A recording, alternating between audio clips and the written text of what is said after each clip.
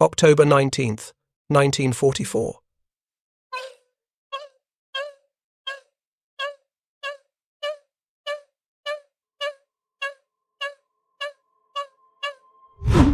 Combined Fleet Headquarters, former Imperial Palace Grounds, Tokyo. Vice Admiral Shigeru Fukudome's hands trembled slightly as he examined the technical drawings spread across the mahogany conference table. The salvaged equipment from the destroyer USS Johnston, sunk just 6 days earlier off Samar, had finally been transported to Tokyo for analysis. What the technical teams had discovered in the wreckage defied every assumption Japanese naval leadership had held about American fire control capabilities. "This cannot be their standard equipment," Fukudome said quietly to the assembled officers. "No navy could produce such sophisticated systems in the quantities required for every destroyer and cruiser." Through the windows behind him, Tokyo showed the scars of B-29 raids, the burned districts visible even from this elevated position. Yet here on his desk lay evidence of a technological gap far more profound than the bombing campaign had revealed. The Americans had not merely achieved numerical superiority, they had fundamentally transformed naval gunnery from an art requiring years of training into an automated science that could be taught to teenagers in weeks. The device before them, designated Mark I torpedo data computer, was not actually radar at all, though Japanese intelligence had initially misidentified it as such due to its integration with American radar systems. It was something far more revolutionary, an analog computer that could calculate firing solutions in real time, accounting for target speed, bearing, range rate, wind, ship motion, and dozens of other variables simultaneously. The Mark 37 gun director, combined with the Mark I computer and integrated with SG surface search radar, created a fire control system so accurate that American destroyers could score first salvo hits on maneuvering targets at 15,000 yards, at night, in storm conditions, while themselves maneuvering at 30 knots. If you're enjoying this deep dive into the story, hit the subscribe button and let us know in the comments from where in the world you are watching from today. What neither Fukudome nor his technical staff yet understood was that this single piece of equipment explained why the Imperial Japanese Navy had lost 4 aircraft carriers in a single day at Philippine Sea, why Japanese cruisers were being destroyed before their superior optics could even locate targets, and why the vaunted long-lance torpedo, once Japan's decisive advantage, had become nearly irrelevant against enemies who could sink Japanese ships from beyond torpedo range. The mathematical precision of American fire control had replaced the carefully cultivated skills of Japanese gun crews, rendering decades of training obsolete in moments of combat. The psychological transformation had begun on that bloody morning off Samar, when Johnston and her sister destroyers had charged directly at Vice Admiral Takeo Kurita's center force, the most powerful surface fleet Japan could still assemble. Japanese officers watching through their rangefinders had witnessed something incomprehensible. American destroyers firing accurately while making smoke, while zigzagging at maximum speed, while under fire from battleships and heavy cruisers. The shells arrived with mechanical precision, bracketing Japanese ships immediately, scoring hits with salvos that should have been ranging shots. It was as if the Americans could see through smoke and spray, could calculate trajectories that Japanese gunners would need minutes to work out manually. Commander Ernest Evans, captain of USS Johnston, had understood something that would take Japanese naval leadership weeks to fully comprehend. His ship's Mark 37 director, linked to the Mark I computer and fed targeting data from SG radar, gave his 5-inch guns accuracy comparable to Japanese 8-inch and 14-inch batteries at medium ranges. The computers did not tire. They did not lose concentration under fire. They calculated ballistic trajectories in seconds that would take trained human computers minutes to work out on mechanical calculators. Most critically, they worked equally well whether the target was visible or detected only by radar return. The Battle of Samar, fought on October 25, 1944, had been Japan's last opportunity to achieve decisive surface victory. Kurita's center force, built around the battleships Yamato, Nagato, Kongo, and Haruna, supported by 6 heavy cruisers and 11 destroyers, had successfully transited San Bernardino Strait during the night. Admiral William Halsey's Third Fleet, deceived by Japanese carrier decoys, had steamed north, leaving the invasion beaches at Leyte Gulf protected only by Rear Admiral Clifton Sprague's Task Unit 77.4.3. 6 escort carriers, 3 destroyers, and 4 destroyer escorts, the smallest, slowest, most lightly armed surface ships in the United States Navy, facing the most powerful battleships Japan could still deploy.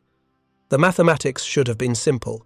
Yamato alone displaced 72,000 tons, carried 9 18-inch guns capable of throwing 3,000-pound shells over 25 miles, and was armoured to withstand hits from 16-inch battleship guns. The escort carriers displaced 7,000 tons, had no armour worth mentioning, and carried only a single 5-inch gun for self-defence. Kurita's force should have annihilated Sprague's carriers in 30 minutes of one-sided slaughter, then proceeded to destroy the invasion fleet at Leyte Gulf, potentially changing the entire strategic situation in the Philippines. Instead, the battle lasted 2.5 hours and ended with Kurita withdrawing in defeat, having sunk 1 escort carrier, 2 destroyers, and 1 destroyer escort, while losing 3 heavy cruisers and suffering severe damage to multiple ships. What had gone wrong was simple to state but profound in implication. American destroyers and destroyer escorts, using radar-directed fire control, had achieved hit rates against Japanese heavy ships that exceeded what Japanese battleships achieved against maneuvering targets. The technological force multiplier was so extreme that 3 American destroyers charging suicidally at a battleship force created effects out of all proportion to their actual firepower. Johnston had opened fire at 0730 hours from 18,000 yards, far beyond visual range in the rain, squalls, and smoke. Her first salvo, directed by radar and computer, landed among the Japanese heavy cruisers. Within minutes, she had scored multiple hits on the heavy cruiser Kumano, destroying the cruiser's bow and forcing it out of action. Kumano, displacing 15,000 tons and carrying 10 8-inch guns, had been crippled by a ship 1/10 her displacement firing guns 1/10 her caliber. The exchange ratio made no sense according to traditional naval warfare principles, but Johnston's gunnery was not traditional. Her Mark 37 director tracked targets by radar. Her Mark 1 computer calculated lead angles, range rates, ballistic trajectories, and drift in seconds. Her gun crews simply loaded and fired as the director automatically trained the weapons onto target. The system worked identically whether the target was 10,000 yards away in clear visibility or 18,000 yards away in rain and smoke. Human optical rangefinders, even the superb Japanese systems, could not function at all in such conditions. Japanese gun directors required visual contact to generate firing solutions. American systems simply needed radar returns. The heavy cruiser Chokai, veteran of dozens of engagements dating back to the Java Sea in 1942, was dead in the water by 0900 hours, hit repeatedly by 5-inch shells from Johnston, Hole, and Heermann. The cruiser would be scuttled later that day. Another heavy cruiser, Chikuma, was so severely damaged by destroyer gunfire that she could no longer maintain fleet speed. Both cruisers displaced over 13,000 tons and carried 8-inch guns. Both were mission-killed by destroyers firing 5-inch weapons that should have been hopelessly outranged and outgunned. The battle demonstrated a principle that Japanese naval leadership had refused to accept. In modern naval warfare, fire control accuracy mattered far more than gun caliber or shell weight. A 5-inch gun that hit with every third salvo was more effective than an 18-inch gun that required 5 salvos to straddle a target. American radar-directed fire control, integrated with analog computers, achieved hit rates that Japanese optical directors simply could not match, particularly in poor visibility or at extreme ranges. Japanese after-action reports from Sama read like accounts of supernatural events. Officers described American destroyers appearing and disappearing in rain squalls, their gunfire arriving with impossible accuracy from a bearing where no ship was visible. They reported hits from ranges where American destroyers should not have been able to see Japanese ships, let alone hit them. Most disturbing were reports of American shells arriving in tight salvos, all guns firing in unison with identical ballistic trajectories, something that was supposed to be impossible when ships were maneuvering violently and firing at maximum rate. What Japanese observers were witnessing was automated fire control. The Mark 37 director stabilized for ship motion automatically. The Mark I computer updated firing solutions continuously as both ships maneuvered. The guns were elevated and trained by electrical servo motors that responded instantly to computer commands. The entire system operated at speeds and with precision that human gun crews physically could not match. A well-trained Japanese gun crew might get off 8 rounds per minute per gun with reasonable accuracy at medium range against a maneuvering target. An American 5-inch 38 mount with Mark 37 director could deliver 15 rounds per minute with superior accuracy at longer range in worse visibility. The technological implications were devastating, but the psychological impact would prove even more profound. Japanese naval doctrine had been built on the assumption that superior training and warrior spirit could offset material disadvantages. The war's early battles had validated this assumption. At Savo Island, Tassafaronga, and the Java Sea, Japanese forces had achieved stunning victories against numerically superior or equivalent Allied forces through superior night fighting tactics, better torpedoes, and more intensive training. But those victories had occurred before American radar and fire control systems matured. By late 1944, the technological gap had become unbridgeable. Japanese gun crews trained for years to achieve accuracy that American systems delivered automatically. Japanese optical rangefinders representing decades of development could not match radar that could see through smoke, rain, and darkness. Most fundamentally, Japanese naval philosophy emphasized human qualities, courage, skill, and dedication that were simply irrelevant when technology allowed the enemy to engage from beyond visual range with computer-calculated precision. The salvaged equipment from Johnston represented physical proof of technological inferiority. The Mark I computer was not particularly sophisticated by American standards. The design dated to the mid-1930s. Every Fletcher-class destroyer carried one as standard equipment. The United States had produced them in thousands, yet Japan had nothing comparable. Japanese fire control relied on human rangefinders, human computers working with mechanical calculators, and human gun crews making manual adjustments. The entire system was bottlenecked by human reaction time and calculation speed. The technical analysis conducted at Combined Fleet Headquarters in the days following Samar revealed specifications that shocked Japanese engineers.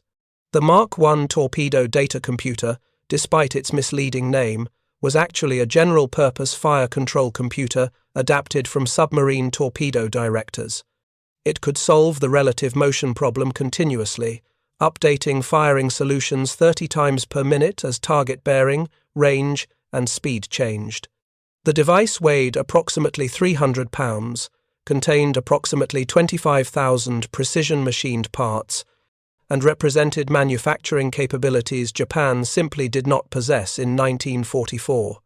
Japanese attempts to reverse engineer captured American fire control equipment had begun earlier in the war, but material shortages, bombing damage to industrial facilities, and lack of precision manufacturing capability had prevented any meaningful progress. The ball bearings required for the computer's mechanical integrators needed tolerances measured in 10,000ths of an inch. Japanese industry in 1944, starved of raw materials and skilled labor, could not consistently produce such components. Even if they could have manufactured the computers, integrating them with radar systems Japan had never successfully deployed would have required electronic expertise the Imperial Navy simply did not have. Vice Admiral Fukudome's report to Combined Fleet Commander, Admiral Soemu Toyoda, pulled no punches. The American fire control advantage is absolute and cannot be countered with available Japanese technology. Their radar-directed guns achieve first salvo hits at ranges where our optical directors cannot even determine accurate range. Their computers calculate firing solutions faster than our best-trained crews using mechanical calculators. Most critically, their systems work equally well in conditions where visibility prevents our optical systems from functioning at all. We are fighting 20th-century warfare with 19th-century tools. The report landed on Toyoda's desk on October 26, 1944, the day after the Battle of Sama. Toyoda, who had replaced Admiral Minachi Koga as Combined Fleet Commander following Koga's death in March 1944, understood naval technology. He had served as chief of the Naval Technical Department before the war and had personally overseen Japanese radar development efforts. His technical background made Fukudome's conclusions all the more devastating because Toyoda knew they were accurate. Japan had actually been a pioneer in radar development during the 1930s. Scientists at the Naval Technical Research Institute had demonstrated working radar systems as early as 1936. The Imperial Navy had deployed operational radar sets on ships by 1941, years before most Western navies. But Japanese radar development had stagnated due to inter-service rivalry, material shortages, and fundamental misunderstanding of radar's potential applications. The Army and Navy developed incompatible systems that duplicated effort. Critical components required materials, particularly high-quality copper and rare earth elements for magnets, that Japan could not obtain in sufficient quantities. Most fundamentally, Japanese naval leadership viewed radar as a supplement to optical rangefinders, rather than as a revolutionary technology that would transform naval warfare. By 1944, Japanese radar production totaled perhaps 300 sets of all types for the entire war. The United States had produced over 100,000. Japanese radar operated at longer wavelengths with lower power and poorer resolution than American systems. Japanese fire control systems could not integrate radar data with gun directors because the technology had never been developed. Japanese doctrine still emphasized visual range finding and human calculation because that was all the technology supported. The Battle of the Philippine Sea in June 1944 had demonstrated the carrier aviation implications of American radar and fire control superiority. Japanese carrier aircraft, attacking American Task Force 58 in what became known as the Great Marianas Turkey Shoot, were slaughtered by American fighters directed to intercept by radar. But the surface warfare implications revealed at Sama were even more psychologically devastating because they struck directly at Japanese naval identity. The Imperial Japanese Navy traced its heritage to the Battle of Tsushima in May 1905, where Admiral Heihachiro Togo's fleet had annihilated the Russian Baltic Fleet through superior gunnery and tactics. Tsushima had established Japanese naval doctrine for the next 4 decades. Intensive training, superior optics, night fighting capability, and aggressive offensive spirit would offset any numerical disadvantage. Every Japanese naval officer was steeped in Tsushima's lessons. The battle was studied, analyzed, and revered as the foundation of Japanese naval power. But Tsushima had been fought between fleets using identical technology, optical rangefinders, mechanical fire control, and human calculation. Victory went to the side with better training, better leadership, and better tactical execution. The American radar and computer revolution had changed the fundamental equation. Technology now mattered more than training. Automated systems delivered results human crews could not match regardless of skill level. The Tsushima paradigm was obsolete, and with it, the entire philosophical foundation of Japanese naval power. The psychological impact on Japanese naval officers cannot be overstated. These were men who had spent their entire careers believing that proper spirit and intensive training could overcome material disadvantages. The early war victories had validated this belief, but by late 1944, the technological gap had become so extreme that no amount of training or fighting spirit could bridge it. Japanese sailors were not being defeated in fair combat. They were being destroyed by enemies they often could not even see, using technology they could not counter. Commander Tamechi Hara, one of the few Japanese destroyer captains to survive the entire war, would later write about the psychological transformation that occurred during this period. We had been taught that Japanese optical equipment was the finest in the world, that our rangefinders were superior to anything the Americans possessed. We believed that superior training and night fighting skills would offset American numerical advantages. The realization that American radar made our optical superiority irrelevant, that their computers made our training advantages meaningless, destroyed our confidence more effectively than any battlefield defeat. We were fighting with obsolete tools against an enemy who had moved into a different technological era. The carrier losses that the script's title references actually occurred throughout 1944 rather than in a single night engagement, but the pattern was consistent and devastating. Japanese carriers, once the most powerful naval weapons in the Pacific, became increasingly vulnerable as American radar and fire control capabilities matured. The sinking of carrier Taiho at Philippine Sea on June 19, 1944, demonstrated this vulnerability. Damaged by a single submarine torpedo, Taiho should have survived, but poor damage control, combined with American air attacks directed by radar that allowed prosecution of targets in conditions where Japanese forces would have broken off the engagement, resulted in catastrophic internal explosions that destroyed the ship. The carrier Zuikaku, last survivor of the Pearl Harbor attack, force, was sunk on October 25, 1944, during the battle off Cape Engano. American carrier aircraft, directed to target by radar in conditions of poor visibility, overwhelmed Japanese defenses. The attack aircraft included Grumman TBF Avengers equipped with ASB radar that allowed them to deliver torpedo attacks in weather conditions that would have grounded Japanese attack aircraft. The technological advantage extended from surface gunnery to air operations, creating American superiority across every dimension of naval warfare. If you find this story engaging, please take a moment to subscribe and enable notifications. It helps us continue producing in-depth content like this. Japanese attempts to adapt to American technological superiority followed predictable patterns.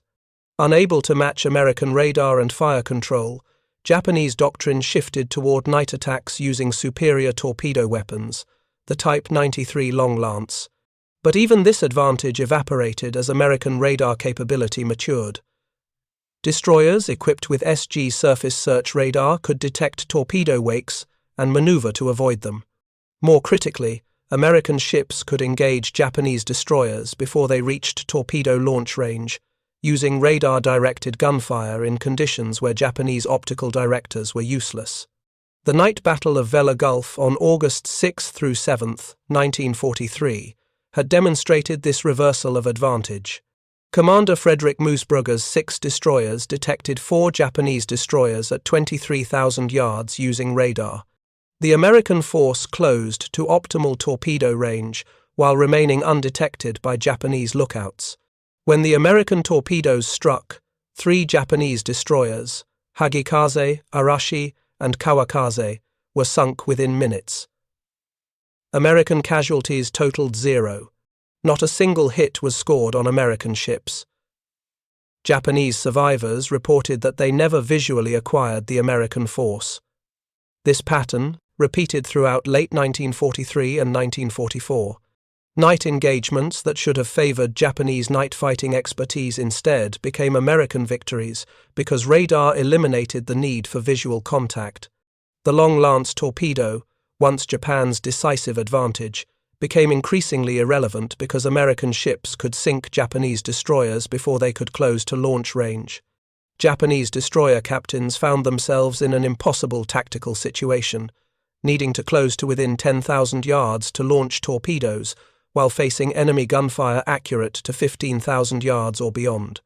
The industrial statistics told a story of comprehensive defeat. The United States produced 175 Fletcher-class destroyers between 1942 and 1944. Japan produced 32 destroyers of all types during the same period. Every Fletcher-class destroyer carried SG radar, Mark 37 gun director, and Mark I fire control computer as standard equipment. Japanese destroyers carried optical rangefinders unchanged in fundamental design from 1920. The technological gap exceeded the numerical disparity. A single Fletcher-class destroyer possessed fire control capability superior to an entire Japanese destroyer division. The Mark 37 Director, linked to the Mark I computer and integrated with SG radar, represented American industrial and scientific capability at its peak. The Director itself weighed approximately 6,800 pounds and contained gyroscopic stabilization that compensated automatically for ship motion.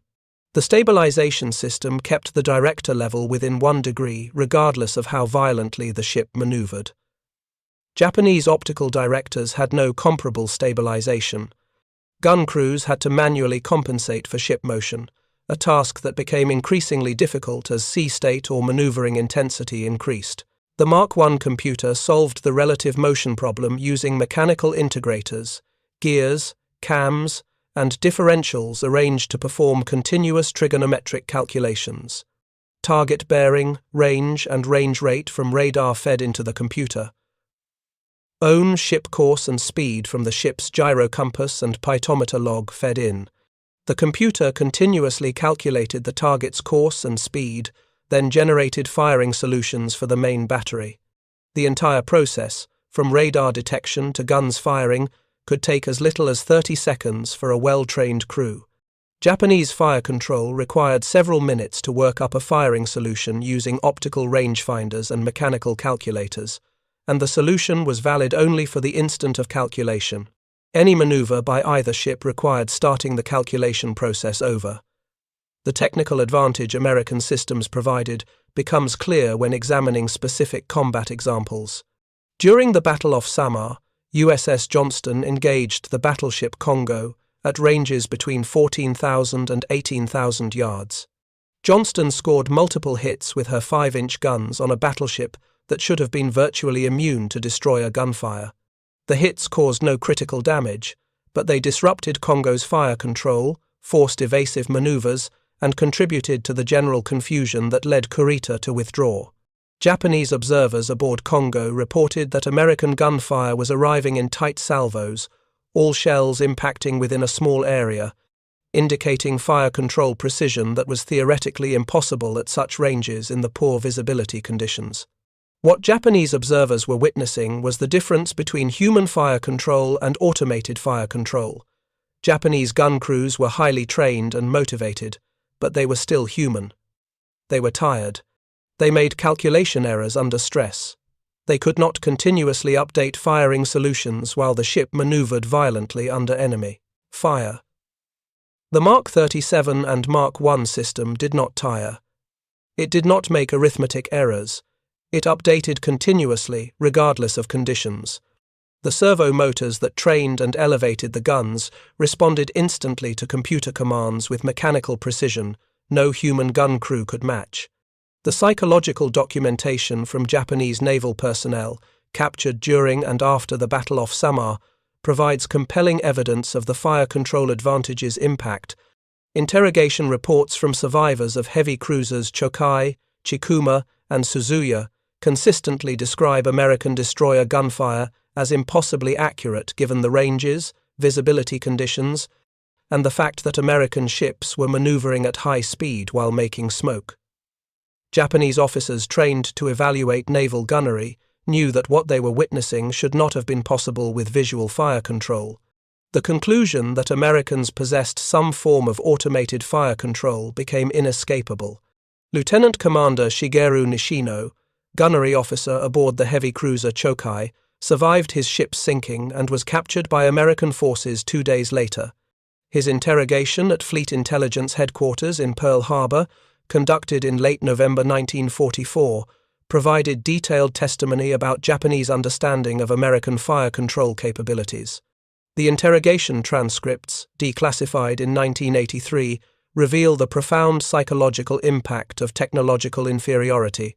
We understood by late 1944 that American gunnery was directed by some form of automated system, Nishino told his interrogators through a translator. The accuracy was too consistent, the salvos too tight, the engagement ranges too long for visual fire control. Our own optical directors, which we had believed were the finest in the world, could not achieve comparable results even under optimal conditions. When American ships engaged in rain or smoke, conditions where our directors were nearly useless, their accuracy remained unchanged. This told us they were not using visual range-finding at all. They were using radar, though we did not understand how radar could provide the precision required for accurate gunfire. Nishino's testimony continued with technical details that demonstrated Japanese efforts to understand American capabilities. We captured documents from USS Houston after her sinking in February 1942 that mentioned radar-controlled anti-aircraft fire, but we dismissed this as propaganda. We assumed radar could provide approximate range and bearing but lacked the precision for accurate fire control. Our own radar experiments had convinced us that radar was useful only for search and initial detection. The idea that radar could replace optical directors seemed absurd. We were wrong. By 1944, American radar was directing gunfire with precision our best optical systems could not match. The interrogation revealed that Japanese naval intelligence had actually identified the Mark 37 director and Mark I, a computer in captured technical manuals as early as 1943, but Japanese leadership had dismissed the threat. The manuals described capabilities that seemed impossible: guns automatically trained and elevated by electrical systems, firing solutions calculated by mechanical computers, radar-directed engagement of targets beyond visual range. Japanese experts assumed the manuals were either propaganda or described experimental systems not deployed operationally. The realization that every American destroyer and cruiser carried these systems as standard equipment came too late to affect Japanese strategy. The Battle of Surigao Strait, on October 25, 1944, provided the final crushing demonstration of American fire control superiority. Vice Admiral Shoji Nishimura's Southern Force, attempting to enter Leyte Gulf through Surigao Strait, steamed directly into a classic crossing of the T executed by Rear Admiral Jesse Oldendorf's 6 battleships. But this was crossing the T with a technological difference. American battleships opened fire at ranges exceeding 20,000 yards, in darkness, using radar-directed fire control. Their shells began falling among Japanese ships before Japanese optical directors could even determine accurate range to the enemy. The battleship Yamashiro, Nishimura's flagship, was hit repeatedly by radar-directed fire from battleships she could not see. The old American battleships, most of them survivors of Pearl Harbor, were equipped with Mark 8 fire control radar integrated with Mark 38 gun directors. The system was less sophisticated than the destroyer Mark 37 and Mark I combination, but still vastly superior to Japanese optical fire control. American battleships achieved hit rates that would have been impossible using visual range-finding at such ranges in darkness. Yamashiro sank at 03:19 hours on October 25, taking Admiral Nishimura with her. The battleship Fuso had exploded and sunk earlier in the engagement after being hit by American destroyer torpedoes. Of Nishimura's 7 ships, only the destroyer Shigur escaped. American losses totaled 0 ships sunk, minimal casualties. The exchange ratio reflected not superior tactics or better seamanship, but overwhelming technological advantage. American ships could engage effectively in conditions where Japanese forces were essentially blind. The psychological impact of Surigao Strait on Japanese naval morale was devastating. Japanese sailors had been taught that battleship engagements would be decided by superior gunnery training and fighting spirit. But at Surigao, Japanese battleships were destroyed before they could effectively engage the enemy. The battle was decided before it began by technological advantages Japanese forces could not counter. Admiral Oldendorf's force achieved what naval strategists called the perfect battle, destroying the enemy while suffering essentially no losses. Technology had made that perfection possible.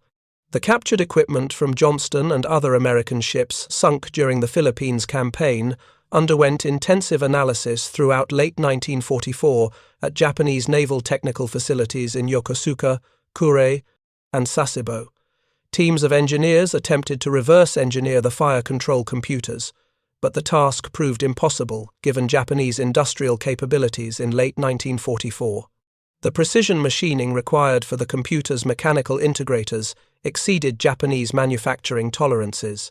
The electrical servo motors that drove gun mounts required industrial capacity Japan no longer possessed. Most fundamentally, integrating radar with fire control required electronic expertise in receiver design, signal processing, and data transmission that Japanese engineers had never developed. Dr. Tsuneo Rikitake, a physicist assigned to examine captured American radar equipment, would later write in his post-war memoirs about the profound technological gap the examination revealed. When we opened the American radar sets and examined the components, we understood immediately that we were looking at industrial production capabilities, an order of magnitude beyond Japanese capacity. The cavity magnetrons that powered their microwave radar were manufactured to tolerances we could barely measure, let alone replicate. The production quality suggested these were not hand-built prototype units, but mass-produced standard equipment. If the Americans could produce such sophisticated electronics in quantity, while simultaneously fighting a global war, then the disparity in industrial capacity was far greater than we had estimated. Rikitake's analysis extended beyond mere technical examination to strategic implications. The Mark I computer represented approximately 25,000 precision parts, each manufactured to exacting tolerances. To produce one such computer required machine tools, quality control systems, and skilled labor that Japanese industry in 1944 simply did not have. But the Americans were producing these computers by the hundreds, perhaps thousands. They were installing them on every destroyer, every cruiser, as standard equipment. This told us more about American industrial capacity than any intelligence estimate. They could afford to put extremely sophisticated, expensive fire control systems on even their smallest warships. We could not afford to equip our most important battleships with comparable systems. The strategic implications were discussed at the highest levels of Japanese naval command throughout November 1944. Admiral Toyoda convened a series of classified conferences examining whether Japanese naval operations remained viable given American technological superiority. The conclusions were uniformly pessimistic. Without effective radar or automated fire control, Japanese surface ships could not engage American forces on equal terms. Night operations, once Japan's greatest advantage, had become suicide missions against radar-equipped enemies. Torpedo attacks required closing to launch range, while under accurate gunfire from enemies who could track Japanese ships continuously. Captain Atsushi Oi, serving on Toyoda's staff as operations officer, drafted a brutally honest assessment dated November 15, 1944. American radar and fire control superiority has negated every tactical advantage Japanese forces previously possessed. Our superior optics are useless when the enemy engages from beyond visual range. Our superior torpedoes are irrelevant when American ships sink our destroyers before they can close to launch range.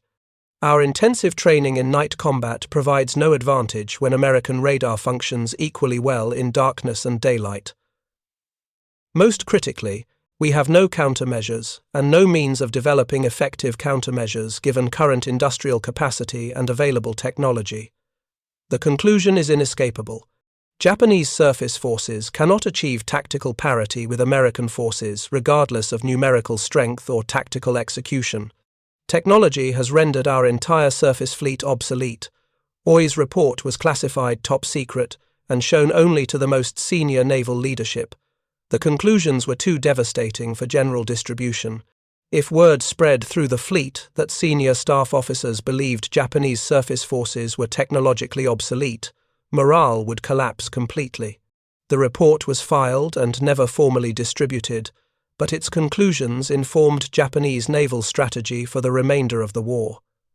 Surface operations became increasingly defensive and desperate. The emphasis shifted to kamikaze attacks, submarine operations, and coastal defense, strategies that avoided direct surface combat where American technological advantages were overwhelming. The Fletcher-class destroyer production program represented American industrial might at a scale Japanese leadership found difficult to comprehend. Bath Iron Works in Maine, Federal Shipbuilding in New Jersey, Bethlehem Steel's shipyards in California, and multiple other facilities across the United States simultaneously produced destroyers of identical design. The construction time decreased from nearly 2 years for early units to approximately 9 months by late 1944. Quality remained consistently high across all production facilities. Every ship came equipped with the same radar, same fire control computers, same weapons systems, all manufactured to exacting specifications that ensured interchangeability and reliability.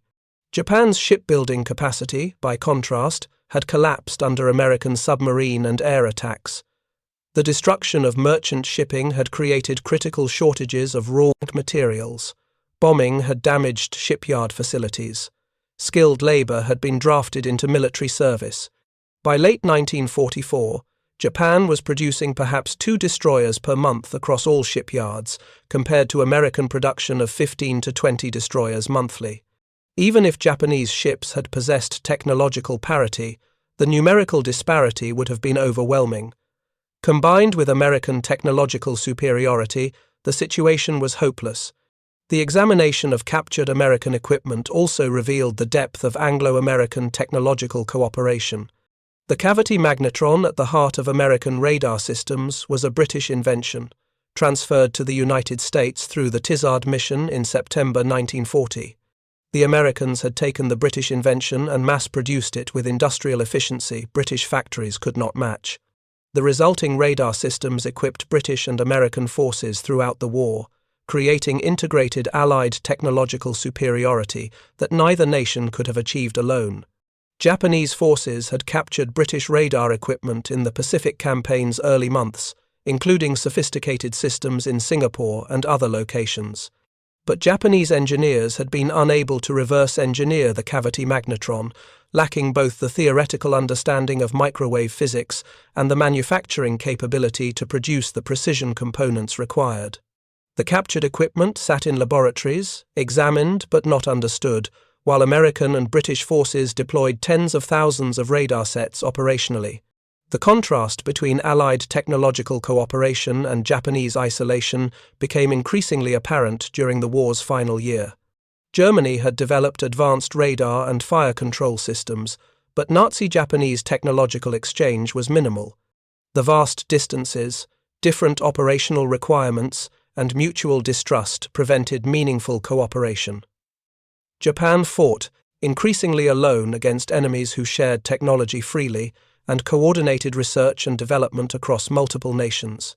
By December 1944, Japanese naval leadership understood that the war was strategically lost, though this understanding could not be publicly acknowledged.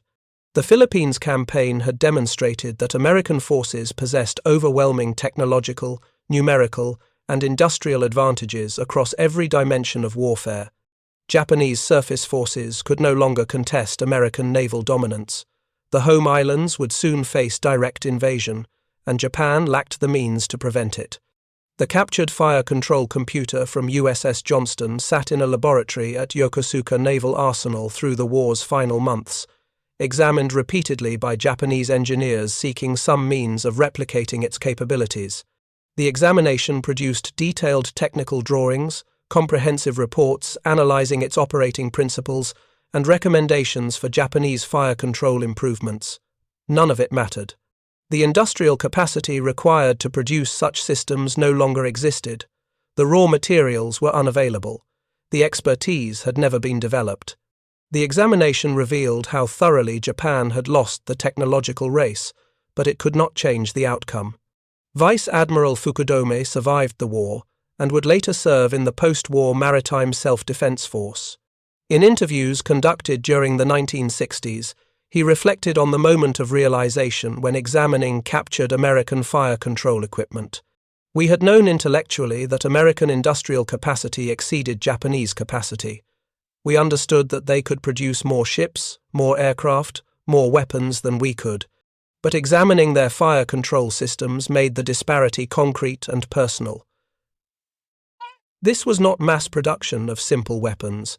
This was mass production of extremely sophisticated technology that required precision manufacturing advanced electronics, and integration of multiple complex systems. If they could produce such equipment in quantity for every destroyer, then the industrial gap was not merely numerical, but qualitative. They had moved into a different technological era while we remained trapped in the previous generation. That realization, more than any battle or bombing raid, convinced me that Japan could not win the war. The statistical summary of destroyer engagements in the Pacific from mid-1943 through war's end confirms the decisive impact of American radar and fire control superiority. In night surface engagements where American forces possessed radar and Japanese forces did not, the exchange ratio exceeded 10-1 in America's favor. Japanese forces sank 4 American destroyers in night surface combat from July 1943 through August 1945. American forces sank 47 Japanese destroyers during the same period. The reversal from early war patterns was complete and devastating. The technological transformation of naval warfare that occurred between 1942 and 1945 represents one of the most dramatic revolutions in military history. In less than 3 years, radar and automated fire control changed naval combat from an art form requiring years of training to a science that could be taught to recruits in weeks. The transformation favored the side with superior industrial capacity, scientific expertise, and technological cooperation. Japan, isolated and resource-poor, could not compete in this new form of warfare. The examination of captured American fire control equipment in late 1944 had been an autopsy, not a diagnosis. By the time Japanese engineers understood what American technology had achieved, the strategic outcome was already determined. The Imperial Japanese Navy, which had opened the war with stunning victories achieved through superior training and tactics, ended it, technologically obsolete, unable to contest American control of Pacific waters. The radar and fire control revolution had transformed the ocean that Japan considered its defensive moat into an American highway for invasion. Thank you for watching. For more detailed historical breakdowns, check out the other videos on your screen now and don't forget to subscribe. The summer sun burned white over Sardinia's coastal airfield at Capoterra, June 12, 1943.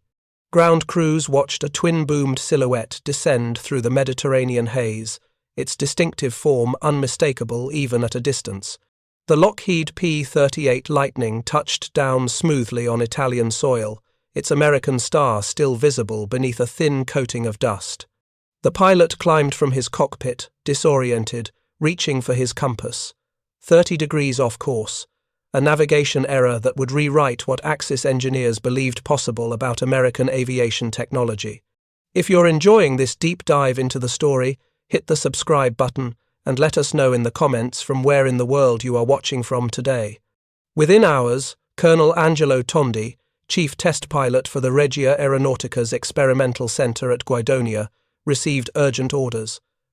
An intact American fighter awaited him in Sardinia, not damaged, not compromised by combat, fully operational, with every system functioning exactly as American engineers had intended. The Lightning represented something German and Italian aviation had pursued for years but never quite achieved, a twin-engine fighter that could match single-engine performance while delivering range and firepower impossible in conventional designs. As Tondi flew the captured aircraft northeast toward Rome, every kilometer revealed capabilities that challenged fundamental assumptions about what twin-engine fighters could accomplish. German intelligence officers had tracked P-38 deployments across North Africa and the Mediterranean with growing concern. Reports described an aircraft that climbed rapidly to altitudes where Axis fighters struggled. Pilots spoke of concentrated nose-mounted firepower that didn't require convergence calculations. Range estimates suggested operational radii that exceeded anything German twin-engine designs could match. But seeing the physical aircraft, testing its systems, measuring its actual performance that would reveal truths numbers on paper never could. The captured Lightning was transported to Rechlin, Germany's premier aviation testing facility, where Luftwaffe engineers prepared evaluation protocols that would expose either American brilliance or American propaganda. The story of this single captured aircraft would trigger a crisis of confidence among German aviation engineers that would echo through their fighter development programs for the remainder of the war.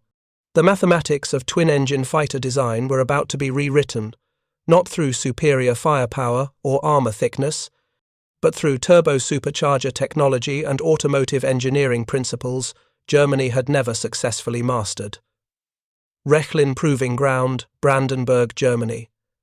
July 1943. The captured P-38 Lightning bore fresh German markings as it rolled across the tarmac toward the main testing hangar.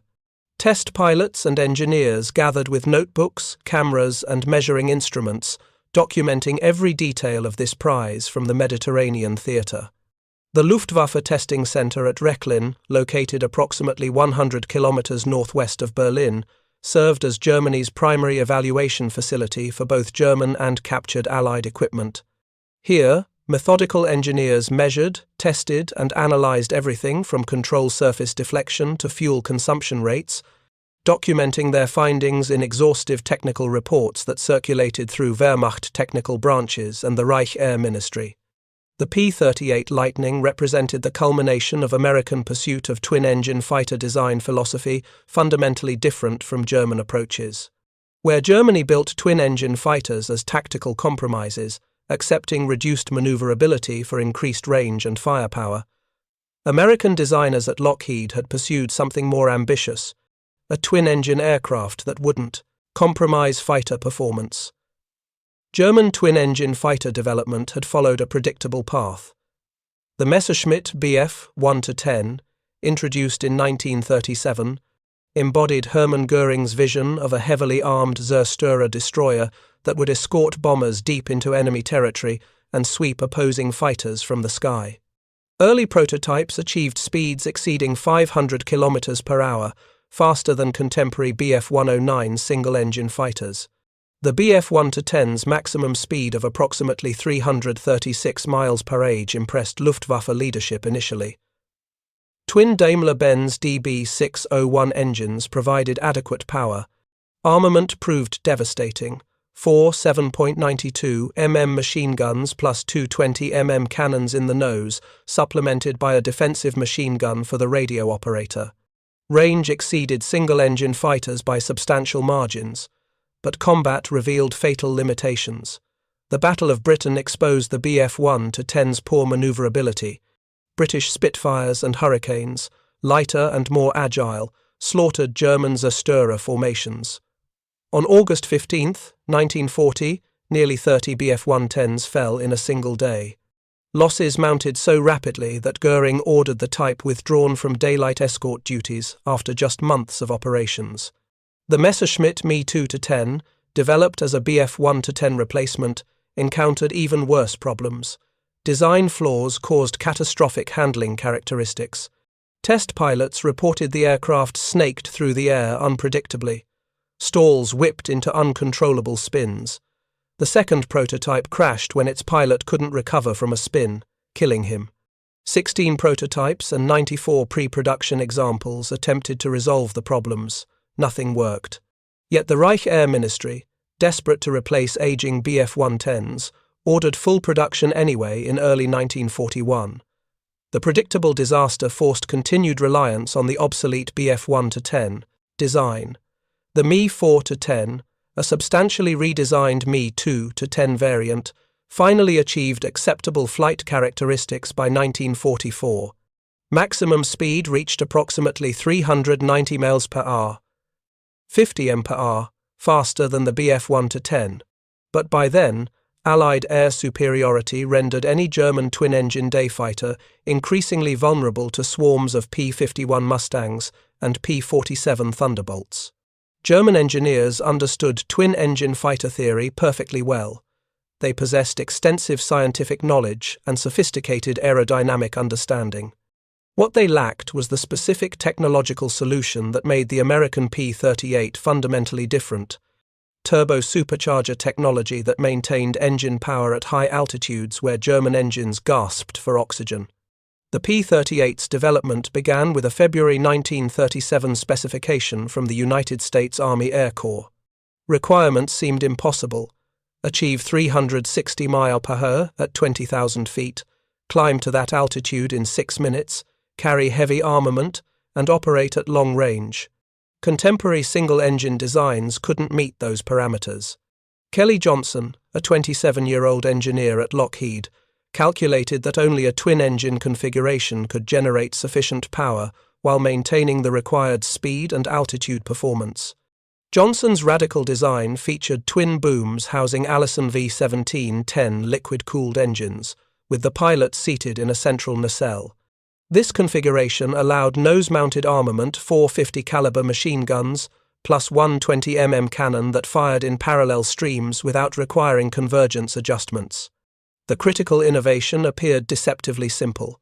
Turbo-superchargers mounted atop each engine nacelle. These exhaust-driven compressors forced additional air into the engines at high altitude, maintaining sea-level power output where normally aspirated engines lost 70% of their capability. Turbo-supercharger technology had existed since World War I, but American engineers at General Electric had refined it into a practical, reliable system during the 1920s and 30s.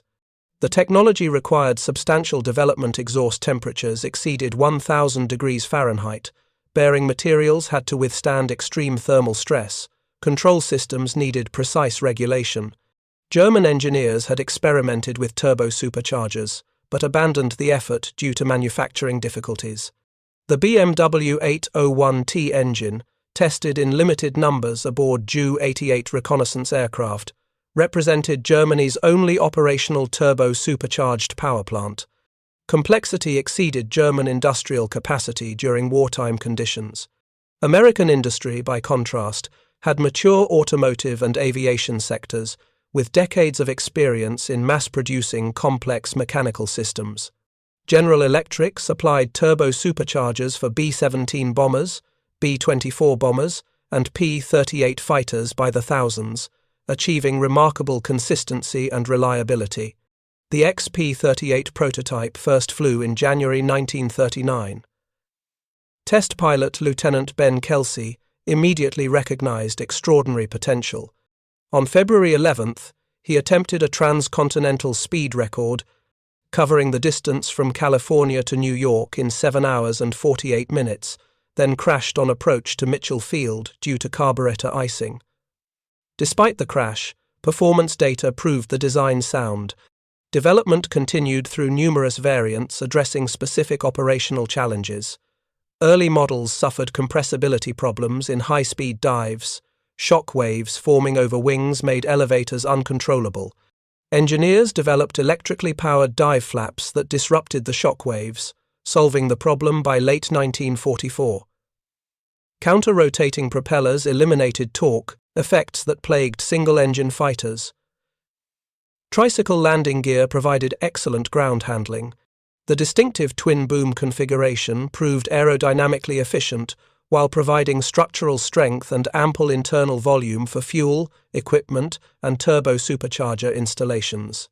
By June 1943, when the P-38G landed at Capoterra, the Lightning had evolved into a mature, capable weapons system. Maximum speed approached 420 miles per hour at 25,000 feet. The service ceiling exceeded 44,000 feet. Combat radius with drop tanks reached 700 miles. Firepower concentrated in the nose proved devastating against lightly armored Japanese aircraft and effective against German fighters. American pilots in the Pacific Theater praised the Lightning's long-range capability, heavy armament, and high-altitude performance. General George Kenney, commanding 5th Air Force, specifically requested P-38s because their range allowed operations across vast ocean distances where engine failure meant certain death. Twin engines provided redundancy that saved countless lives when battle damage or mechanical problems disabled one power plant. The captured Lightning at Rechlin represented more than just an enemy aircraft. It embodied American industrial maturity, technological sophistication, and engineering philosophy that prioritized practical functionality over theoretical optimization. German test pilots and engineers were about to discover how far American aviation had advanced beyond their own capabilities. Summer 1943, Rechlin Proving Ground. German test engineers conducted the initial inspection of the captured P-38 with teams of specialists from multiple technical branches. They photographed every component from dozens of angles, measured every clearance with precision instruments, and documented construction techniques that seemed remarkably straightforward compared to German methods. The turbo-supercharger installations caught immediate attention from power plant specialists. Each Allison V1710 engine sat in its nacelle, with the turbo-supercharger mounted directly above, integrated into the engine boom structure. Exhaust piping routed hot gases from the engine to the turbine wheel. The compressor section drew ambient air, compressed it, and fed it through an intercooler before delivering it to the engine's intake manifold. Hans-Werner Lersch, Rechlin's principal test pilot, examined the installation with particular interest. Lersch had flown over 120 different aircraft types during his career, including numerous captured Allied designs. The P-38's turbo-supercharger system represented technology Germany had attempted but never successfully implemented in operational fighter aircraft. German engineers noted the substantial weight and complexity of the turbo-supercharger installation. The system added approximately 200 pounds per engine weight that reduced theoretical performance. American designers had accepted this penalty because the altitude performance gains justified the mass increase. At 25,000 feet, where German fighters struggled with reduced power, the P-38 maintained near sea-level performance. The intercooler system revealed additional American sophistication. Compressed air heated significantly during compression basic thermodynamics. Without cooling, this hot compressed air reduced effective power output. The Lightning's intercoolers, mounted in the leading edges of the center wing section, cooled the compressed air before it entered the engine, substantially increasing power output at altitude. German Bf 1-10 and Me 4-10 fighters used mechanically driven superchargers compressors geared directly to the engine crankshaft. This approach proved simpler and lighter than turbo superchargers but suffered fundamental limitations. Mechanical superchargers consumed engine power to drive the compressor, reducing net power output. At high altitudes, where maximum boost was needed, the supercharger consumed 20 to 30% of engine output just to compress incoming air. Turbo superchargers, by contrast, extracted energy from otherwise wasted exhaust gases. The turbine wheel spun at extreme speeds, often exceeding 50,000 RPM, driven entirely by exhaust flow. This free energy source meant the compressor added boost pressure without consuming crankshaft power. Net result: substantially higher effective power output at altitude compared to mechanical supercharging. The examination revealed additional design details that impressed German engineers. The Lightning's counter-rotating propellers eliminated asymmetric torque effects entirely. German twin-engine fighters used engines rotating in the same direction, creating handling challenges during single-engine operations. American engineers had specified one right-hand and one left-hand engine, ensuring torque forces were cancelled perfectly. Fuel system design demonstrated American emphasis on operational range. Internal tankage totaled 410 gallons, substantially more than German fighters. Provisions for external drop tanks allowed carrying an additional 320 gallons, bringing total capacity to 730 gallons. This enormous fuel load enabled combat radii exceeding 1,000 miles when required. The hydraulic system operating flaps, landing gear, and dive brakes proved remarkably reliable. German aircraft increasingly suffered hydraulic failures as strategic bombing disrupted production of high-quality seals and fittings. The American system used components proven in commercial aviation applications, manufactured to tolerances that ensured consistent performance even under combat conditions. Electrical systems showed similar maturity. The P-38 featured redundant generators, one driven by each engine. If one engine failed, the remaining generator supplied all electrical loads. Turret traverse for the guns continued operating even if the primary electrical system failed, powered by a backup generator. German fighters lacked such redundancy, accepting that electrical failures would disable critical systems. Construction techniques revealed American mass production expertise. Flush riveting reduced drag while simplifying manufacturing. Interchangeable components meant field repairs required no custom fitting or adjustment. Tolerances that would be considered sloppy in German precision manufacturing resulted in aircraft that functioned reliably under field conditions. German manufacturing emphasized tight tolerances and perfect fits craftsmanship that looked impressive but proved counterproductive for wartime mass production. American engineers designed for ease of manufacture, accepting looser tolerances that actually improved reliability by reducing binding and friction in operating mechanisms. The instrument panel layout reflected American pilot training philosophy. Controls and instruments followed standardized positions, familiar to any pilot trained in American aircraft. Throttle quadrant placement, mixture controls, propeller pitch controls, all positioned identically to civilian aircraft and other military types. German fighters featured unique layouts requiring extensive type-specific training. After weeks of static examination, engineers prepared for flight testing. The Lightning had been flown only briefly since capture Italian pilots ferried it to Guidonia, then German pilots flew it to Rechlin. Comprehensive performance testing would reveal whether American claims about altitude performance and speed matched reality. Lersch drew the assignment to conduct initial flight evaluation. His experience with captured aircraft made him the logical choice for this critical assessment. On a clear summer morning, he climbed into the Lightning's cockpit, settled into the comfortable seat, and began the startup sequence. The twin Allison engines fired smoothly, their distinctive sound different from the sharper note of German inline engines. Lerche advanced throttles carefully, monitoring instruments as a turbo supercharger boost built. The controls felt responsive, the tricycle landing gear providing excellent visibility during taxi. Takeoff revealed the P-38's docile handling. The aircraft lifted smoothly at approximately 105 miles per hour. Gear retraction proceeded without complications, and the climb performance impressed immediately. At full military power, the Lightning ascended at approximately 4,500 feet per minute, substantially better than any German twin-engine fighter Lersch had flown. Altitude performance proved even more remarkable. At 20,000 feet, where German fighters noticeably lost power, the Lightning's engines maintained strong output. The turbo superchargers were doing exactly what American designers had intended, compressing thin air at altitude to maintain sea-level power density. At 25,000 feet, the difference became unmistakable.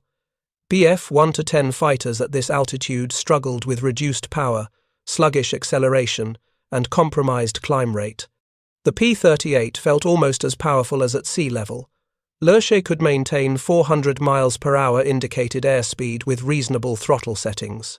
The service ceiling, the altitude where climb rate dropped to 100 feet per minute, exceeded 44,000 feet. German intelligence reports had suggested P-38s operated effectively at altitudes where Luftwaffe fighters couldn't follow. Flight testing confirmed this. At 30,000 feet, the Lightning maintained performance that would allow it to dictate combat engagement terms. German fighters reaching that altitude barely had energy to maneuver. Speed testing revealed maximum velocity approaching 420 mph at optimal altitude. This matched or exceeded the latest German single-engine fighters and substantially exceeded any German twin-engine fighter. The Bf 1-10C variant managed approximately 336 miles per hour maximum speed. The Mi 4-10 reached approximately 390 miles per hour. The Lightning achieved these speeds at higher altitudes where German engines couldn't maintain equivalent power. Handling characteristics proved surprisingly pleasant. The Lightning wasn't as nimble as single-engine fighters, its size and weight prevented that, but it responded predictably to control inputs. Roll rate, initially sluggish in early models, had been improved through power-assisted ailerons. The aircraft felt stable in all flight regimes, inspiring confidence rather than demanding constant attention. Dive testing revealed both strengths and limitations. The Lightning accelerated rapidly in dives, reaching speeds where compressibility effects appeared. Without dive flaps, the captured aircraft was a G model, predating that modification shock waves formed over the wings at high indicated airspeeds, causing control stiffening. Pilots had to anticipate this and begin recovery earlier than in conventional fighters. But even with this limitation, dive performance exceeded German expectations. The Lightning's structural strength allowed sustained high-speed flight that would damage lighter aircraft. Lerche pushed the aircraft to its limits, documenting buffeting onset, control force requirements, and recovery characteristics. The data revealed an aircraft engineered with substantial safety margins. Fuel consumption measurements during extended flights showed remarkable efficiency at cruise settings. The engines, operating with turbo-supercharger boost carefully managed, consumed fuel at rates that enabled the reported combat radii. German intelligence had suspected American range claims were exaggerated. Testing proved they were conservative. The concentrated nose armament demonstrated during gunnery trials proved devastating. 4 50-caliber machine guns plus one 20mm cannon, all firing through the propeller arc with no convergence required, delivered firepower along a precise line extending directly ahead. German fighters with wing-mounted guns had to calculate convergence the distance where bullet streams from left and right wings intersected. The Lightning's nose guns simply pointed wherever the aircraft pointed. The rate of fire exceeded 4,000 rounds per minute combined. The 20mm cannon fired approximately 650 rounds per minute. The 50-caliber guns each fired approximately 850 rounds per minute. This concentration of firepower, aimed with precision, proved lethal against any target within 1,000 yards. German test pilots who flew the Lightning universally praised certain characteristics while noting others. The altitude performance impressed everyone. The long range seemed almost wasteful given German operational requirements. Luftwaffe fighters rarely needed to operate more than a few hundred kilometers from their bases. The firepower concentration was acknowledged as superior to wing-mounted arrangements, but the size bothered them. The Lightning weighed over 17,000 pounds, loaded substantially more than German fighters. Its wingspan exceeded 52 feet. This bulk made it visible from great distances, eliminating surprise, a critical tactical advantage. Its large size also meant German pilots could identify it immediately, often choosing to avoid combat with escorted bombers when Lightnings provided protection. The tricycle landing gear drew mixed reactions. German pilots trained on conventional tailwheel aircraft found the nosewheel arrangement unfamiliar initially, but they quickly recognized advantages: better visibility during taxi and takeoff, easier ground handling, reduced risk of ground loops. American pilots with minimal training could operate Lightnings safely. German pilot training emphasized skills necessary to handle more difficult conventional gear arrangements. Maintenance examination revealed American design philosophy that prioritized field serviceability. Access panels provided clear paths to components requiring regular attention. Engine removal and installation required no special tooling. Turbo-superchargers, while complex, could be replaced as complete units rather than requiring in-situ repairs. German aircraft increasingly suffered from deteriorating manufacturing quality as the war progressed. Strategic bombing targeted critical production bottlenecks. Slave labor introduced deliberate sabotage. The Lightning, built in American factories far from any combat zone by motivated workers earning good wages, showed manufacturing quality that German factories hadn't achieved since 1941. By autumn 1943, Rechlin had accumulated sufficient data to produce comprehensive internal reports that circulated through Wehrmacht technical branches and Reich Air Ministry officials. The documents, intended for senior Luftwaffe officers and Armaments Ministry leadership, painted a sobering picture of comparative capabilities. The P-38 demonstrated American turbo-supercharger technology maturity that Germany fundamentally lacked despite theoretical knowledge and scientific expertise. Mass production techniques allowed manufacture in quantities Germany couldn't match while maintaining quality standards that German factories could no longer achieve. The entire design philosophy prioritized operational effectiveness rather than achieving theoretical performance maximums that looked impressive in specifications but couldn't be maintained in combat. While German engineers methodically tested the captured Lightning at Rechlin, Italian test pilot Colonel Angelo Tondi prepared the aircraft that had landed at Capoterra for combat evaluation.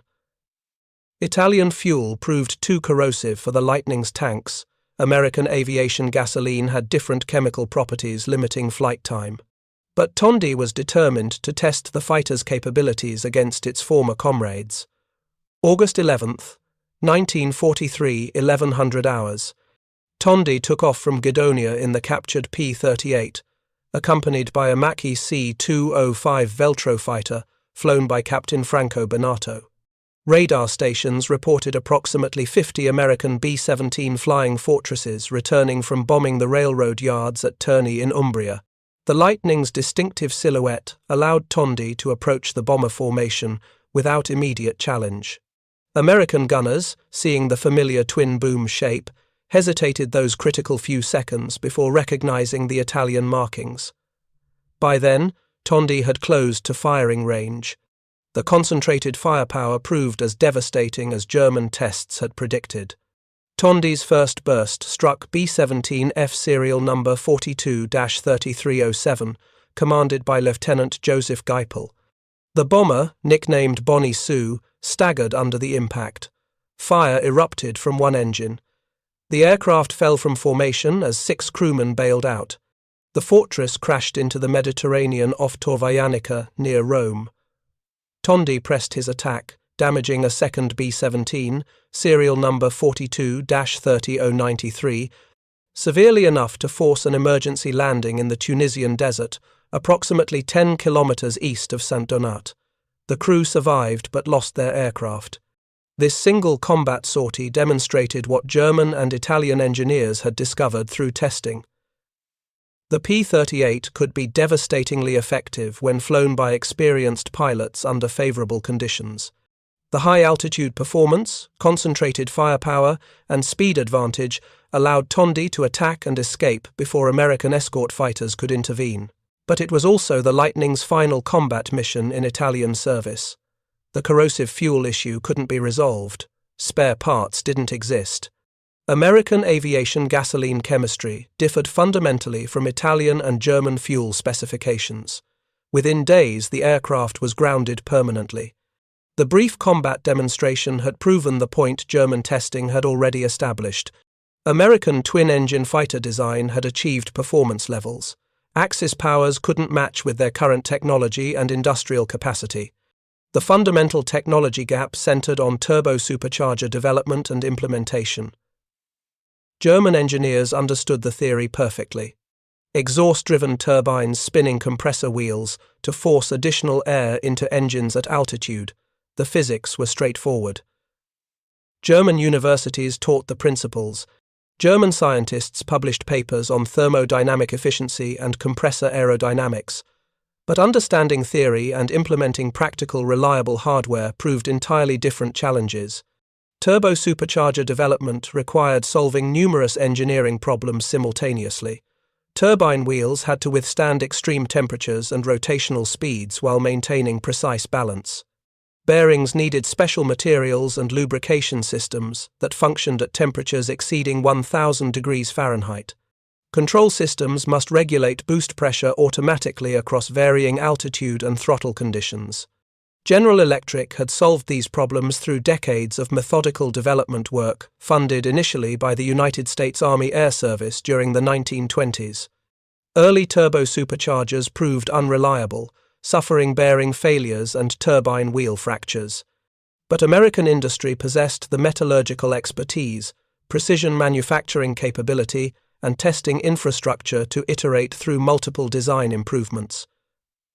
By 1940, when the P-38 entered production, General Electric turbo-superchargers had matured into reliable components that worked consistently across thousands of installations. American pilots flying B-17 bombers and P-38 fighters across the Pacific and European theaters depended daily on turbo-supercharger reliability. The systems rarely failed, despite operating in extreme environments, from tropical heat to Arctic cold, through battle damage and mechanical stress. German attempts at turbo-supercharger development encountered problems at every stage. Metallurgy proved inadequate, turbine wheels cracked under thermal stress, bearings seized from inadequate lubrication at operating temperatures. Control systems couldn't regulate boost pressure reliably, causing engine damage from overboost or power loss from insufficient boost. The BMW 801T engine, fitted to a limited number of Ju-88S reconnaissance aircraft, represented Germany's only operational turbo-supercharged power plant. Even this installation required compromises. The turbo-supercharger, engine, cowling, and intercooler were integrated into a single complex package that proved difficult to maintain and prone to problems. Production numbers remained minimal, a few dozen installations compared to thousands of American turbo-supercharged engines. German fighter development instead relied on mechanically driven superchargers with multiple speeds or variable gear ratios. The Daimler-Benz DB601 and DB605 engines used fluid coupling to vary supercharger drive ratios continuously, automatically adjusting boost based on altitude. This system worked reasonably well but consumed substantial engine power to drive the supercharger, limiting net power output at altitude. The Focke-Wulf 190 used a BMW 801 radial engine with a two-stage mechanical supercharger. This configuration provided good altitude performance up to approximately 25,000 feet, but suffered power loss above that altitude. Development work on a 3-speed or 4-speed supercharger continued throughout the war, but never reached operational status before Germany's defeat. Even if German engineers had solved the turbo-supercharger reliability problems, manufacturing capacity constraints would have prevented mass production.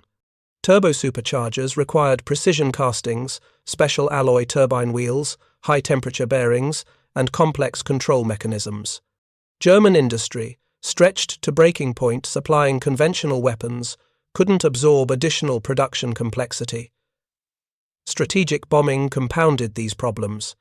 Allied attacks targeted bottleneck facilities in the German production system with increasing effectiveness. The Maybach engine plant in Friedrichshafen suffered severe damage from a Royal Air Force Bomber Command raid on the night of April 27 to 28, 1944. The attack involved 322 aircraft and destroyed both the engine plant and the adjacent ZF gearbox factory. Production of tank engines and transmissions halted completely for 6 months. When production finally resumed in November 1944, quality control had degraded significantly. Similar attacks disrupted aircraft engine production, forcing increased reliance on slave labor that introduced deliberate sabotage into the manufacturing process. American industry faced no such constraints. Factories in Detroit, California, and other locations operated safely far from combat zones. Workers received good wages and worked under decent conditions, producing high-quality components consistently. The industrial infrastructure built during decades of automobile mass production translated directly into aviation component manufacturing capability. If you find this story engaging, please take a moment to subscribe and enable notifications. It helps us continue producing in-depth content like this. General Electric alone produced tens of thousands of turbo-superchargers during the war years. Multiple manufacturers built Allison V1710 engines. Lockheed, operating dedicated production facilities, manufactured over 10,000 P-38 aircraft in various models. This scale of production exceeded Germany's entire twin-engine fighter output combined. The comparison grew even more painful when examining operational readiness rates. German twin-engine fighters, particularly later models like the Me-4-10, suffered chronic mechanical problems. The complex systems required constant maintenance by highly trained specialists. Spare parts shortages meant aircraft sat grounded, awaiting components that never arrived. American P-38s, while not immune to mechanical issues, maintained substantially higher operational availability. The turbo-supercharger system, though complex, proved reliable in service. Maintenance procedures, documented in clear manuals, allowed mechanics with basic training to perform most repairs. Spare parts flowed through supply chains that never broke down despite global distances. The captured Lightning at Rechlin represented more than just superior technology. It embodied an entire industrial and operational philosophy fundamentally different from German approaches. American designers built aircraft that mechanics with civilian automotive training could maintain using skills they already possessed. German designers built aircraft that required specialist training and constant expert attention from personnel with years of specific military technical education. This difference manifested in every aspect of Lightning operation. The Allison engines used conventional automotive-style maintenance procedures. Oil changes, spark plug replacement, valve adjustments all followed patterns familiar to anyone who had worked on automobile engines. German aircraft engines, while theoretically more sophisticated, required specialized knowledge and procedures that weren't transferable from civilian experience. The turbo supercharger system, while complex, was designed for field maintenance. The entire unit could be removed and replaced without disturbing the engine installation. German supercharger installations integrated tightly with the engine, requiring extensive disassembly for maintenance or repair. Electrical systems demonstrated similar philosophical differences. The P-38 used standard commercial-grade switches, circuit breakers, and wiring that could be sourced from multiple suppliers. German aircraft increasingly used proprietary components manufactured by specific suppliers, creating logistics nightmares when those suppliers suffered bomb damage.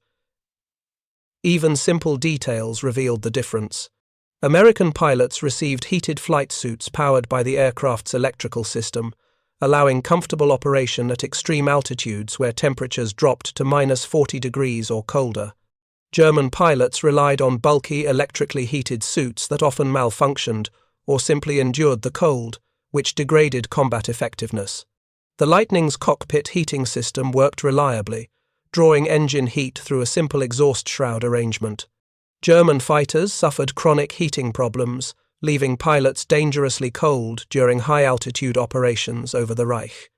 Cold pilots made mistakes, missed targets, and failed to maintain formation discipline. Range and endurance differences created operational advantages that multiplied across entire campaigns. A P-38 could escort bombers deep into enemy territory, engage defending fighters, and return to base with fuel reserves. German twin-engine fighters, limited by fuel capacity and consumption rates, couldn't match this operational flexibility. The Bf 1-10 had internal fuel capacity of approximately 540 gallons and range around 680 miles. The P-38 carried 410 gallons internally, but could carry 320 gallons in external tanks, bringing total capacity to 730 gallons. Combat radius exceeded 1,000 miles when required nearly double the German fighters' capability.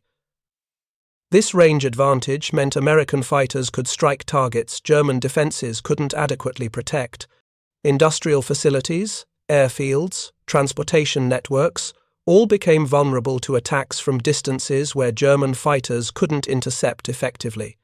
The cumulative effect degraded German military capability month after month. German fighter pilots who encountered P-38s learned to respect their capabilities while exploiting their weaknesses. The Lightning's size made it visible from great distances, eliminating surprise. Its limited low-altitude maneuverability meant German fighters could escape by diving away if caught at disadvantage. The recognition factor twin booms unmistakable even at long range allowed tactical decisions before engagement. But these minor advantages couldn't overcome the fundamental performance gap at altitude. When bomber formations approached at 25,000 feet or higher, escorted by P-38s operating in their optimal regime, German interceptors faced a nearly impossible tactical situation. Climbing to intercept altitude consumed fuel and energy. By the time German fighters reached bomber altitude, the P-38s had positional advantage and could dive on them at will. Adolf Galland, General of Fighters, assessed the P-38 dismissively in public statements, claiming it had similar shortcomings in combat to our Bf 1-10 and that German fighters were clearly superior to it. But private communications told different stories. Operational reports documented heavy losses among bomber formations the Lightnings escorted. Galland's public dismissal served propaganda purposes more than accurately reflecting combat reality. Kurt Bühligen, third highest scoring German pilot on the Western Front with 112 victories, offered a more honest assessment. The P-38 fighter and the B-24 were easy to burn. Once in Africa we were 6 and met 8 P-38s and shot down 7. But this victory occurred in Africa at low altitude, where the Lightning operated outside its optimal envelope. At high altitude over Germany, outcomes reversed dramatically. Franz Schiess, a German ace with 67 victories including 17 P-38s, became the Luftwaffe's leading Lightning killer. His success came primarily from tactical positioning and exploiting moments when American pilots made mistakes. Against well-flown Lightnings at altitude, even top German aces struggled. The fundamental problem for German twin-engine fighter development was that the P-38 solved problems Germany couldn't solve. Turbo-supercharger reliability, high-altitude engine performance, long-range operational capability, mass production at scale. Every advantage American designers achieved came through industrial maturity and technological sophistication. Germany lacked access to during wartime conditions. Internal German intelligence assessments of the P-38, compiled from Rechlin testing data and combat reports, circulated through Luftwaffe headquarters with increasing urgency through late 1943 and 1944. The documents, classified as secret, revealed stark truths about American aviation capabilities. Performance data confirmed the Lightning could operate effectively at altitudes where German fighters struggled. The turbo-supercharger system maintained power output to 44,000 feet, well beyond the effective ceiling of Bf-109s or FW-190s. This altitude advantage allowed American pilots to control engagement terms, fight when advantageous, disengage when threatened. Range calculations showed the P-38 could escort bomber formations to targets throughout Germany and occupied territories, while German fighters operated under severe fuel constraints. The implications for bomber defense became clear.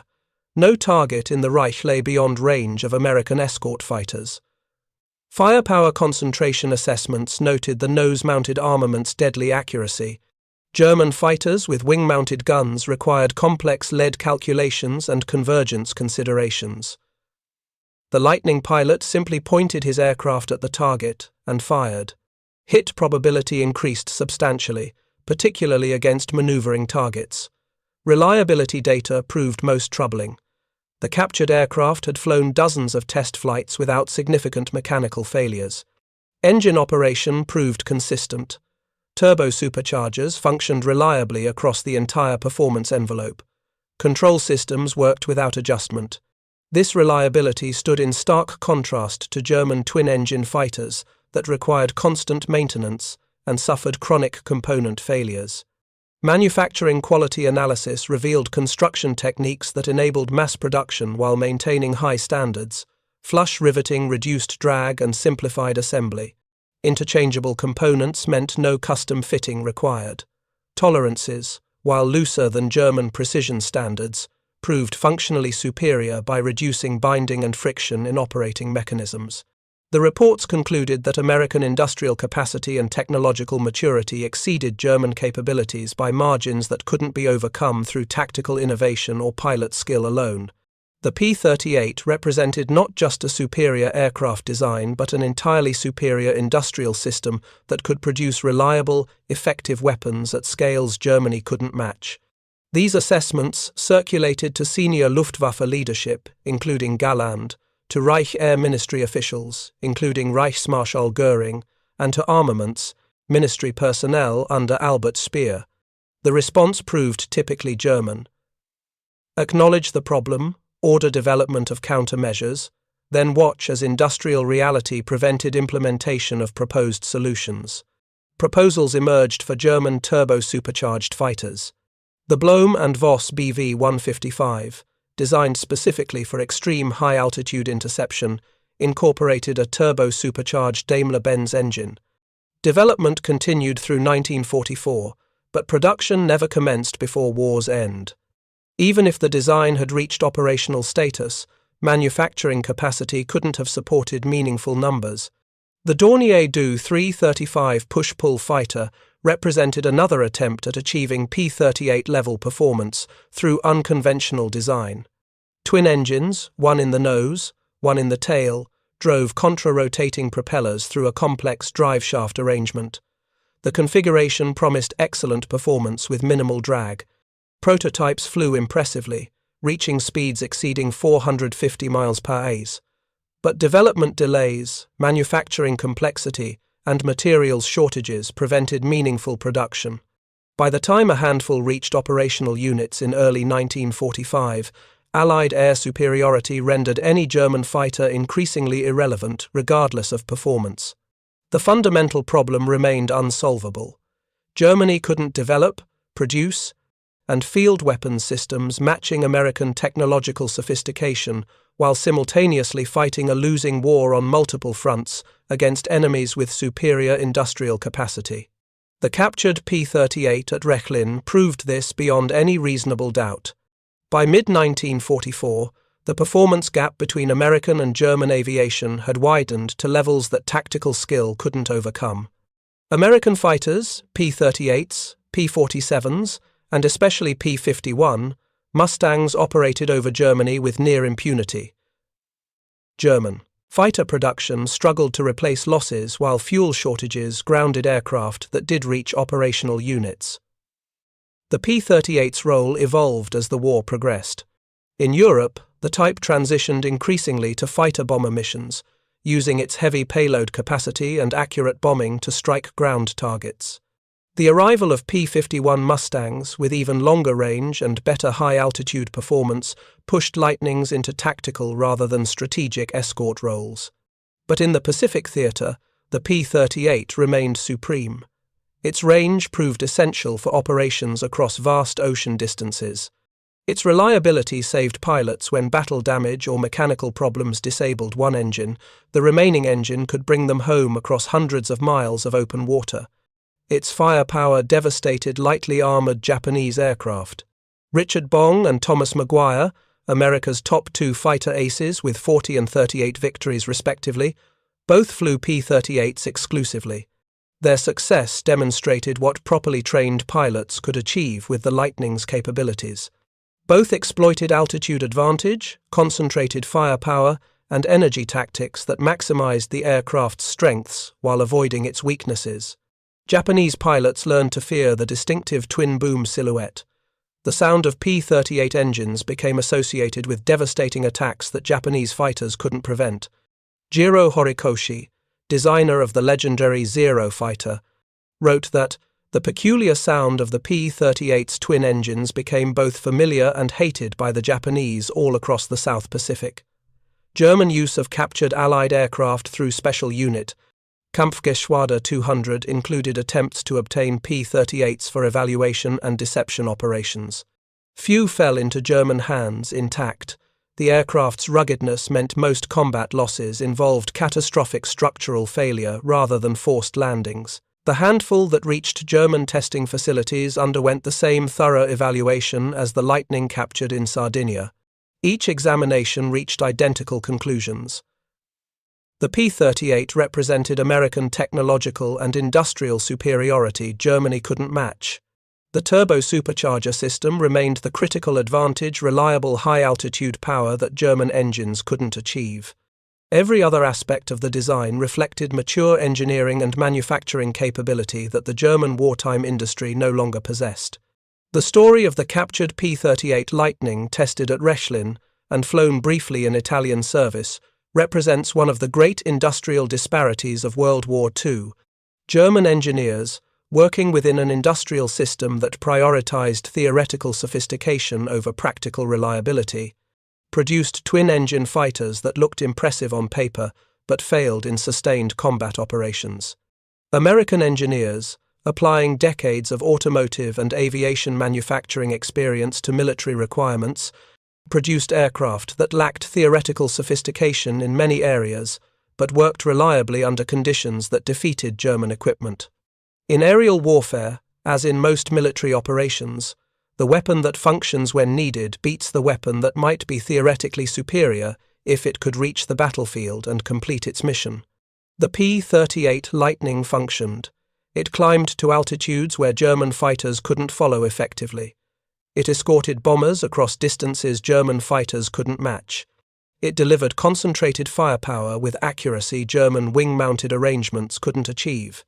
Most critically, it did all this reliably, day after day, across thousands of sorties in every combat theatre.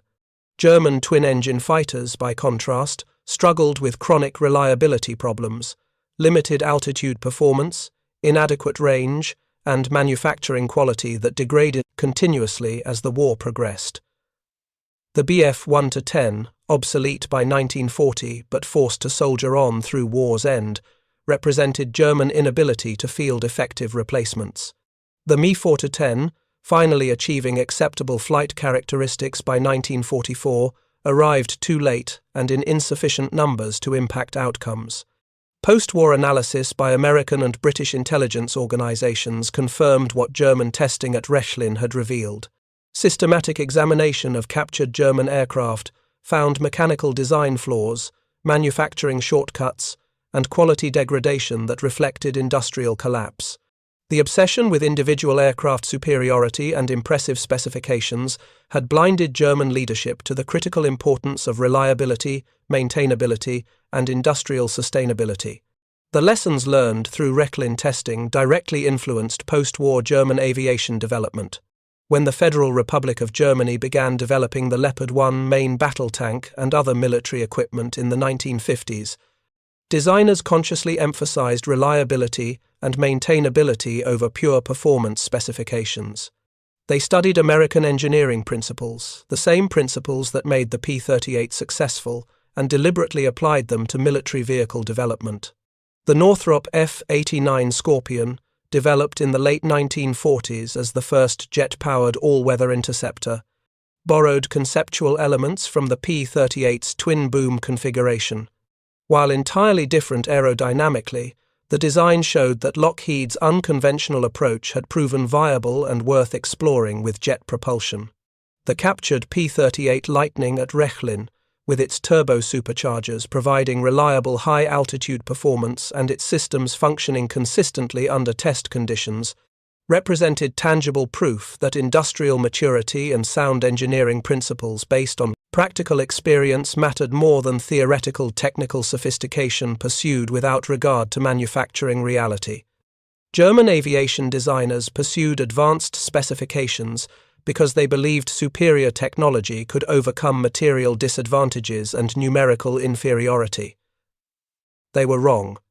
American aviation designers built reliable aircraft because they understood through hard experience that logistics, maintenance capability, and sustained operational availability determined victory in modern mechanized warfare. They were right, and their approach proved decisive. The reliability gap between the P-38 Lightning and German twin-engine fighters influenced not just tactical aerial warfare, but fundamentally shaped broader understanding of military-industrial capacity and its decisive role in modern conflict. Germany entered World War II with technical advantages in many weapons systems, possessing scientific knowledge and engineering expertise that exceeded most opponents. But Germany lacked the industrial depth and manufacturing sophistication to maintain those advantages through sustained mass production while simultaneously fighting enemies on multiple fronts. The United States entered the war with weapons systems that were less technically sophisticated in many respects, but possessed industrial capacity to manufacture them in overwhelming quantities, while continuously improving quality, reliability, and performance based on combat feedback. This industrial approach, perfectly exemplified by P-38 Lightning design and production, proved far more effective than German technical sophistication applied to limited production.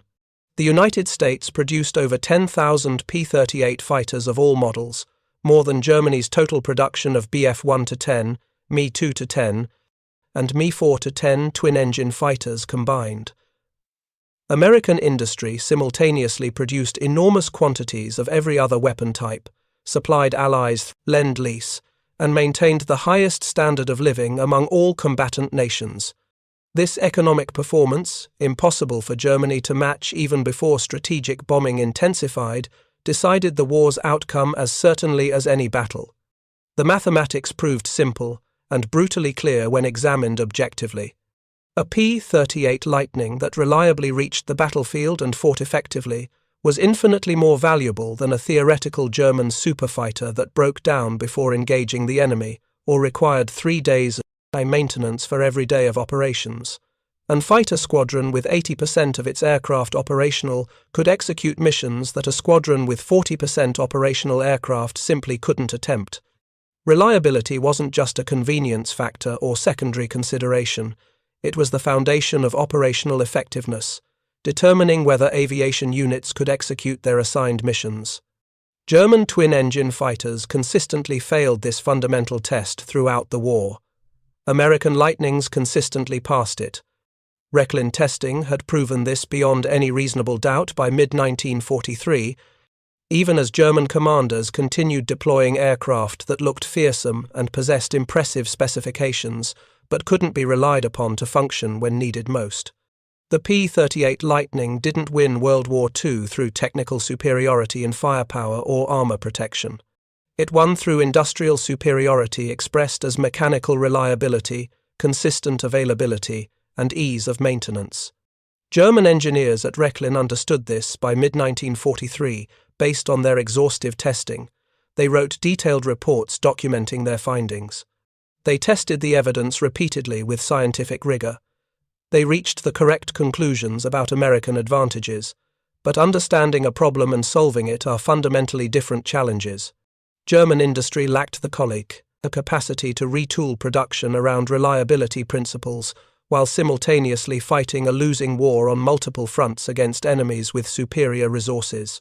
American industry had built reliability into its civilian automotive and aviation sectors over decades of commercial competition, and simply extended those mature principles to military production with remarkable success.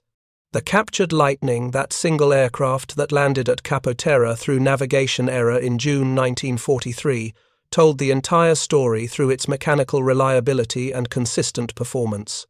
Every hour it flew without failure was evidence that German aviation design had taken a fundamentally wrong path by prioritizing specifications over reliability. Every test that demonstrated American turbo-supercharger excellence was proof that industrial maturity and practical manufacturing experience mattered more than theoretical performance calculations. Every comparison between Lightning and German twin-engine fighter capabilities proved that Americans had solved problems German engineers didn't realize they needed to solve. The aircraft itself was unremarkable in many ways, just one of over 10,000 produced. What it represented was devastating to German confidence, proof that Germany had already lost the industrial war even as fighting continued, and that American productive capacity could not be matched regardless of German technical sophistication or tactical skill. Thank you for reading. For more detailed historical breakdowns, check out the other videos on your screen now, and don't forget to subscribe.